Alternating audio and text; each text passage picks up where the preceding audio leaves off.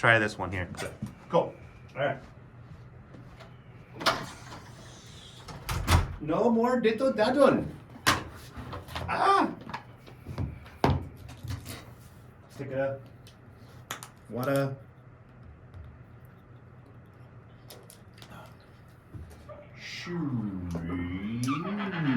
Whoa. All right. Yeah. Why am I? Oh, I'm not in the right one here.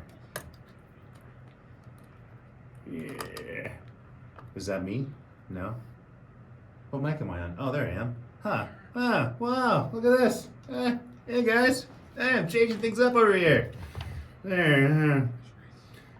Fish grease. That sounds good. Really? Is that new? Hotter than fish grease. I don't know, that's for debate. Yeah, what? I don't know. No, I mean the iPad knows. The iPad knows what we're doing today, I think. Okay, fine, Todd, let's do this, man.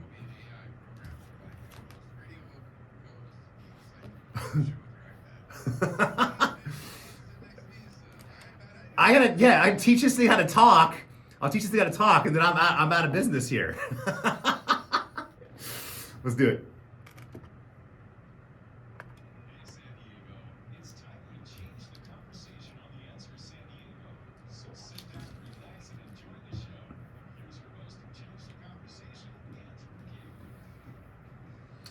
Yes, Andrew Gade, that's what they call me. And the crowd goes wild. Of course, favorite producer in the house here, Mr. Todd. One of my favorite parts of the day, seeing Todd, nothing hotter than fish grease. Had a fun weekend, actually, yeah. I went to a Padre game and they won, so that's good, yeah. I know, right? They're on a winning streak. There was a second game in a row, yeah, after.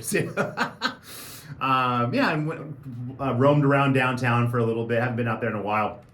I've been in Coronado for just about a year, and so, I initially was boycotting San Diego. So I'm not really officially boycotting San Diego anymore. I'll still go every once in a while, just not going to frequent San Diego too much. Yeah, I'm just trying to keep most of my dollars still in Coronado.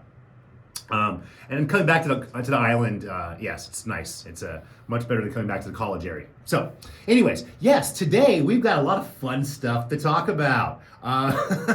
So just this last week here, all of a sudden I put a note down, and because I was like, I want to talk about this in the show, and it's these COVID tests. I got a really big problem with these COVID tests. I mean, how do we even know that a positive test isn't just maybe they're saying that you're sick, or maybe you have the flu? How do we even know if these results from these tests are accurate, right? I mean, if I was in a testing business, I'd be selling tests, and I'd want them to come back, positive as much as possible, right? So the more tests you can sell, the more positives you're getting.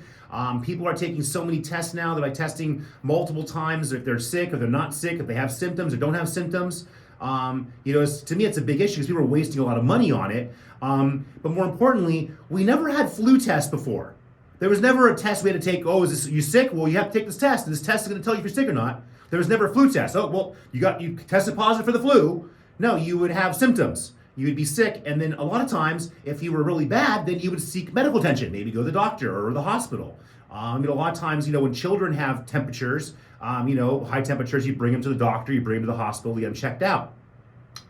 So I have a problem with all these tests now for COVID, because remember, all of a sudden the flu disappeared, and now we have COVID in the place of the flu. So in essence, this is pretty much just a huge scam. I've talked about many times how COVID is the largest government and pharmaceutical scam of our lifetimes, and the fact now that we're going to test forever when we never had them before. So it's like, and then I don't know. It's just it's too much. And I just see on the way over here, I see some lady wearing a mask in her car by herself. Now these people are been brainwashed. It's they're gonna have psychological repercussions from this. And I have problems with that. So I wrote that note down about the COVID test. And then the next day, I read this in the paper. that health officials stress that at-home tests are a vital and accurate way of tracking COVID-19 infections, but that an initial negative test doesn't mean people are out of the woods.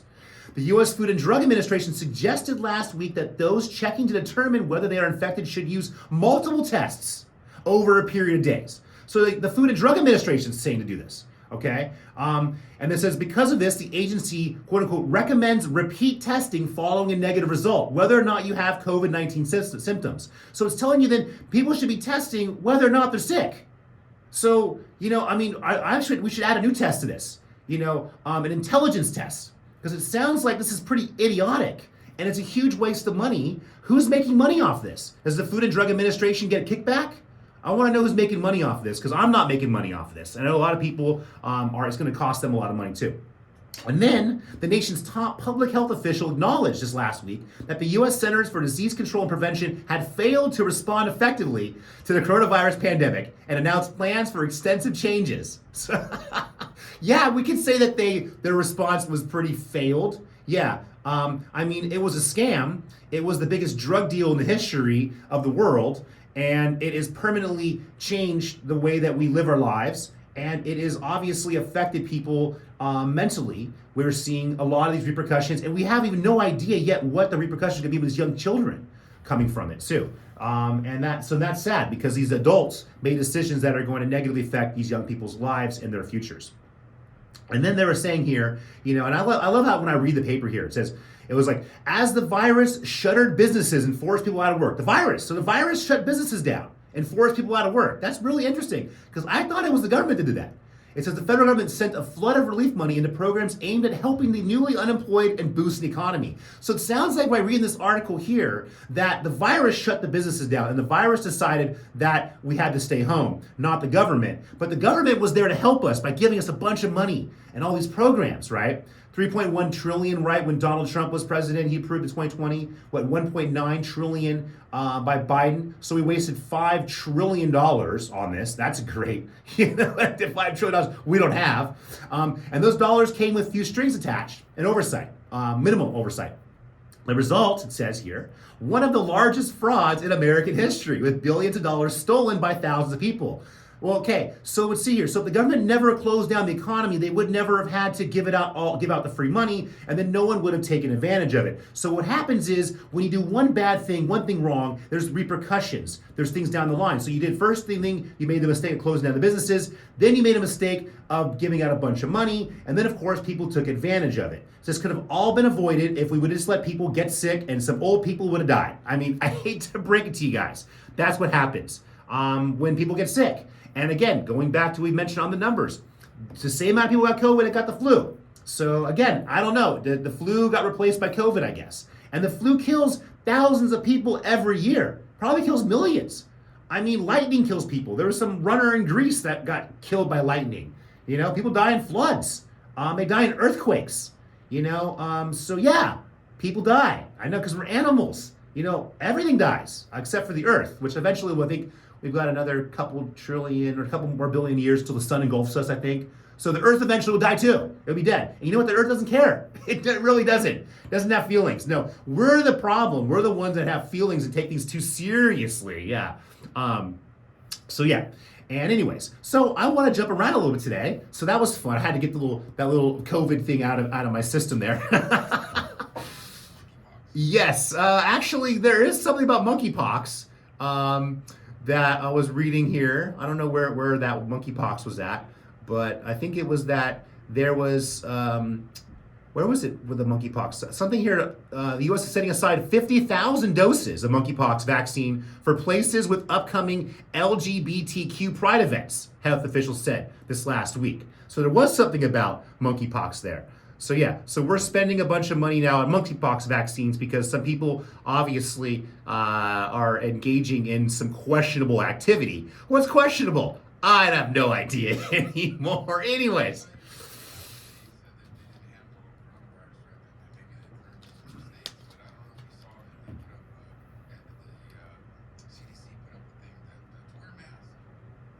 For monkeypox? Oh, okay. Huh. Well, this is full body masking now. Okay, it's called zip yourself in a big human-sized Ziploc bag like Bubble Boy, and if you, yeah, yeah, now that's a great idea for a new business. Human size, glad, freezer safe bags. Just don't put humans in the freezer, okay? That might not go over well. Because then they might die, like COVID. And then you're gonna blame COVID on a freezer bag death. Gosh, see, this is fun. Oh man, but so yeah, so we gotta get COVID out of the way there first. And then of course we got good old China. They're doing their military exercises, over there in Taiwan, and I guess they're going to be doing some military exercises with Russia. The latest demonstration of partnership between the two U.S. rivals. And they're saying, building on a no-limits pact the president signed this year, the Russian and Chinese militaries will drill side by side starting later this month in the Russian Far East. The exercises will mark the second joint show of force in the region this year after bombers from each country in May conducted a 13-hour drill, close enough to Japan and South Korea that those nations scrambled jet fighters. And I guess this was as President Biden was visiting Tokyo. So they're like saying, hey guys, yeah, we've got planes and ships too, so you shouldn't mess with China and Russia. China called the U.S., this is also last week, to refrain from sailing naval vessels through the Taiwan Strait, saying Beijing would take further action in the wake of House Speaker Nancy Pelosi's visit to Taipei. China's ambassador to Washington said that last Tuesday that China viewed such Taiwan transits as an escalation by the U.S. So they're warning the United States, stay out of our backyard and literally leave Taiwan alone. If you keep sailing ships through there, it's going to have a problem, guys, and something's going to get blown up. People are going to die. We're going to engage ourselves in another issue, global, I should call it a war, but it could escalate to that very quickly. But we're going to get ourselves in another big mess like the issue in Ukraine. And then I read this last thing about China thrown in here, but I guess there's a large number of Chinese home buyers that have refused to pay their mortgage on properties they bought, but developers haven't yet finished.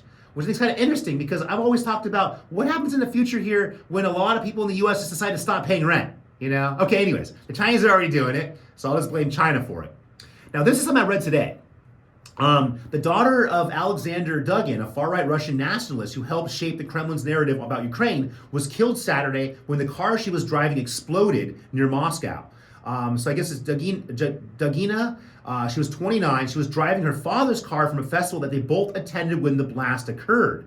Now it's interesting because if the bomb was placed, there's a chance they were trying to probably kill both of them or just kill her father, who's been a big critic of the West and also a big supporter of the war in Ukraine.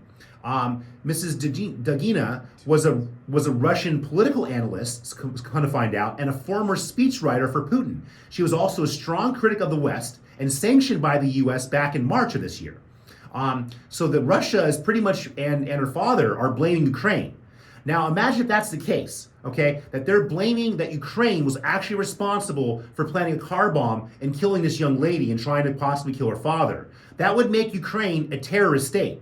And the U.S. is supporting a terrorist state. So this is even further reason that we need to stop supporting Ukraine and get out of there, stop giving them money, because at the point of the day, there's a good chance that now we're supporting a terrorist state. So we're no better than Al-Qaeda or all those other terrorist groups that we label as being bad. Okay, not good. Get out of Ukraine and stop messing with China. One last thing I want to throw in here, but this was interesting because remember how Starbucks pulled out of Russia? Well, now there's a new store that opened up and it's called Stars Coffee. They're using almost the exact same logo. The menu would even look familiar to a Starbucks customer. And then, of course, Starbucks said it had no comment on the new stores. So, Starbucks was one of the most visible of a wave of foreign companies that pulled out of Russia or suspended their operations in response to Russia's military operation in Ukraine. Others were McDonald's, IKEA. So in essence, now all these other companies are going to come in, take over what they started. Great. This is a sign. Do it around the United States. Other companies can just take over where these American companies left off. Anyways, guys, we're going to take a short break and catch you on the flip side.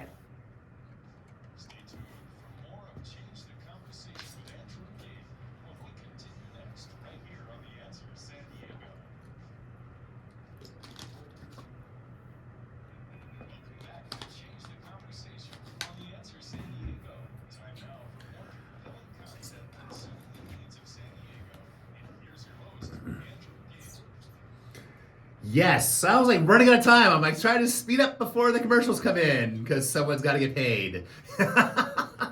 Just- yeah, the kids need to get paid. That's who need to get paid too. Yes, we need, and Todd needs to get paid more. Yeah, and I need to start figuring out how to get paid for this too. See, there's money, the root of all evil. I know. Gosh, what did we get ourselves into, humans? Do other animals trade pieces of paper and coinage? No, they don't. And you see how much happier they are? We need to learn lessons from animals. Yeah. They don't have to wear pants. Yeah, or full body Ziploc bags, freezer safe Ziploc bags, you know? So and how much easier would life be without wearing pants? You know what I mean? Especially on those hot days, you know, your boys can breathe, you know. Everyone's, you know, the breeze is out. All right. Oh, and you know, and speaking of funny things like that, I saw an article and it come to find out that landfills emit methane. And I was like, well, yeah, what do you think happens for all that buried trash? Exactly. And this entire time we've been blaming cow farts for the methane issue. We're blaming cows when it's all of our old garbage that we as humans like to bury in these things called landfills. A thing. How many landfills do other animals run? I mean, do animals have landfills? Do they create trash and have landfills? Well, they don't. So stop blaming cows and for farting for all this methane. Because I like steak, I like beef, and I like cows too. You know what I mean? I don't want to kill them or anything, even though I want to enjoy your meat. So just figure it's a sacrifice. And one animal to another animal. Thank you, cows. Appreciate that. Chickens too. You know, you guys are pretty good. Yes. Oh, that's the new one. So maybe cows will start getting COVID, and then we can eat. Yes, and then all we're doing is just disposing of the carcass and not burying in a landfill. There you go. Yep. It's a win-win. Todd, you're so smart, man. Man, I don't know. You need to be like making larger decisions than. Well, you're a lot smart. You're smarter than Forrest Gump. Okay. Even though he was pretty successful, but was that luck or was that you know? Anyways. Okay. Yeah. That's true. Yep.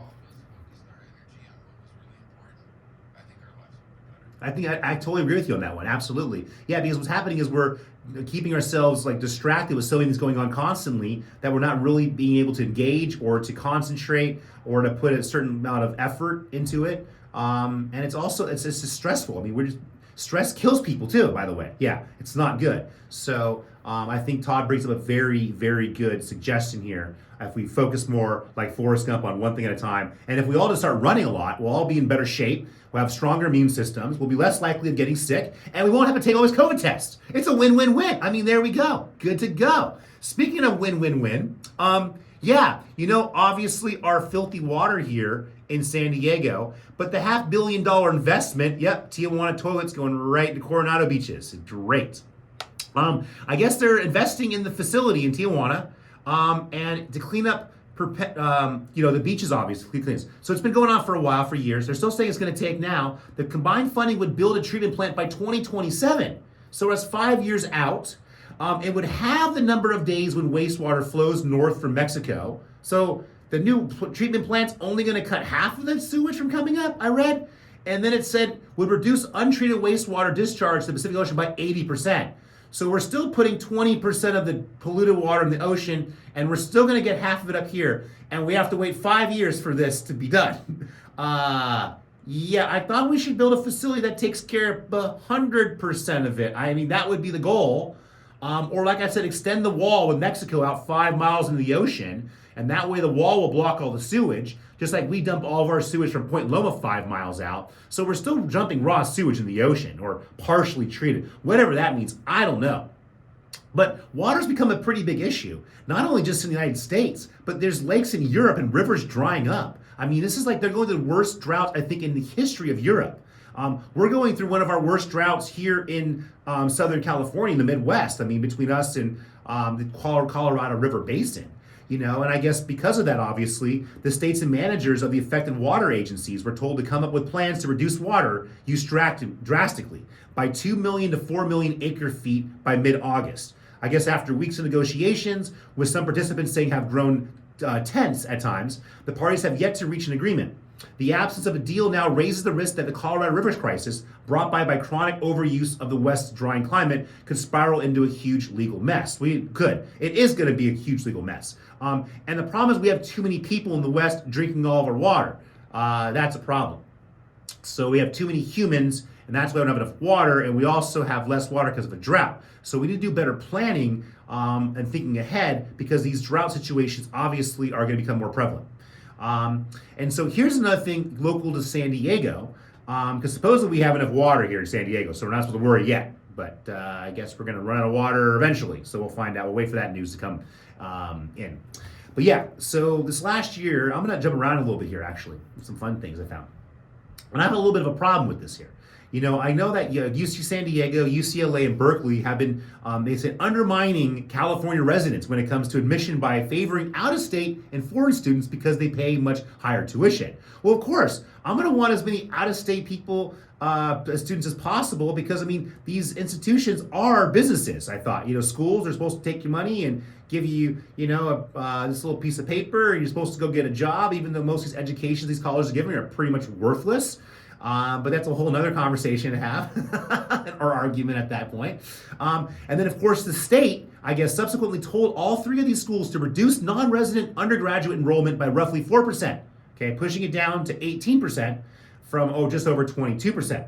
And of course, lawmakers provided millions of dollars to offset the loss in tuition from higher paying students. So in essence, you're not allowing these schools to make money, so you cut the amount of students out of state, higher paying students, and then the lawmakers, in essence, California is going to give a bunch of money to schools. So they're giving away our tax money, the money that all that excess money they have that they took from all the Californians, and they're going to give it away to these students for getting worthless educations. That sounds like a big waste of money. I have a problem with it. So I think we should stop paying taxes in California so that they can stop misusing all of our taxes. And then we should also stop paying federal income tax as well, because our government obviously has a spending problem. We got to cut them off. Like, you know, your 35-year-old child that's still living at home using mom and dad's credit card. Got to cut them off. Tough love. Goodbye. Anyways, Google.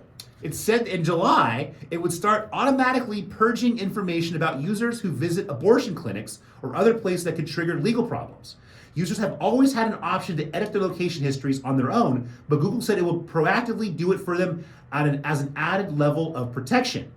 So Google is going to be erasing search information about certain people who visit abortion clinics or other places, and it's going to edit their location histories. So Google is going to be actively, editing and deleting and purging, as they called it, information. So what gives?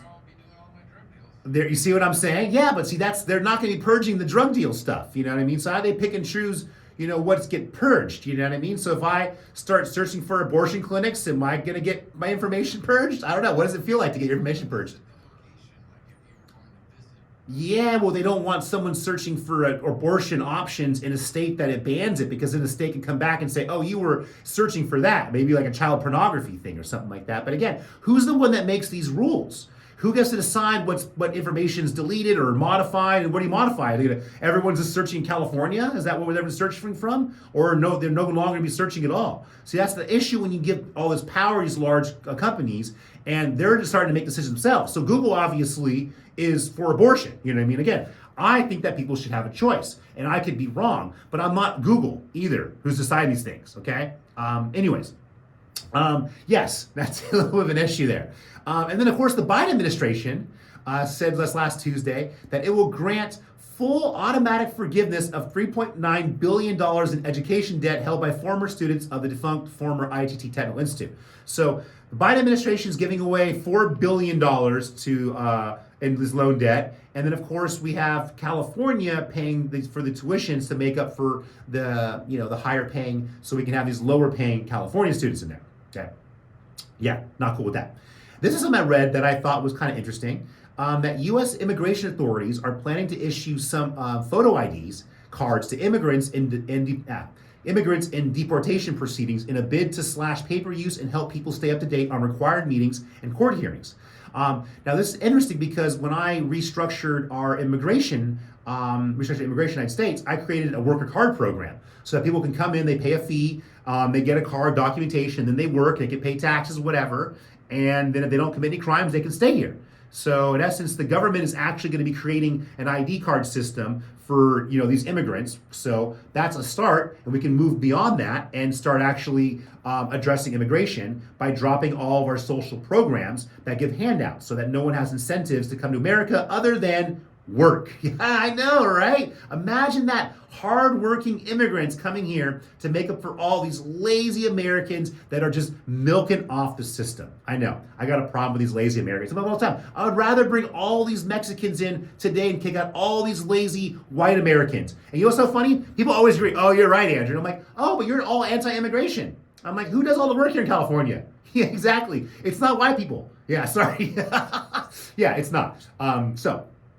We need to wake up to the reality. I think America was also built on immigrants. I think at one point in time we stole this land from Indians.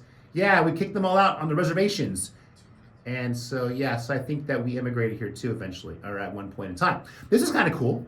Someone thought of this really cool idea before me and Todd did. But there's a new solution in San Diego for those sweltering hot days when you're frustrated and don't have access to a private swimming pool. It's an Airbnb style app called Swimply.